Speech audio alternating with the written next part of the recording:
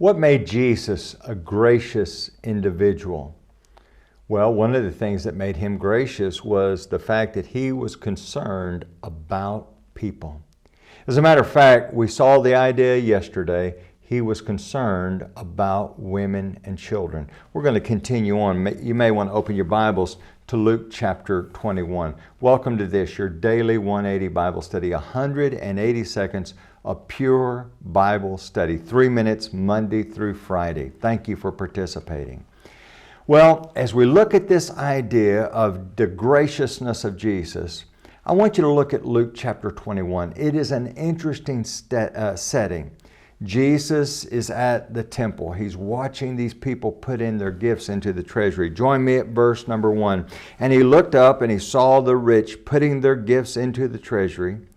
And he saw also a certain poor widow putting in 2 mites. So he said, truly I say to you that this poor widow has put in more than all, for all these out of their abundance have put in offerings for God. But she out of her poverty put in all the livelihood that she had. Now I want you to think about this. 2 mites. It's not very much. It's just, a couple of pennies. What good is that going to do? She gave God her all. I think there's a great lesson there in what she did, and that's the standard for us. We need to give God our all. 2 Corinthians chapter 8 and verse 5, we see that the Macedonians, they gave themselves first to the Lord. But there's a tendency, as great as that is, here, people out of their poverty giving to God, people who gave their heart first to God, this widow she gives herself to God, and she gives all that she has. But from our perspective, that's not very much at all.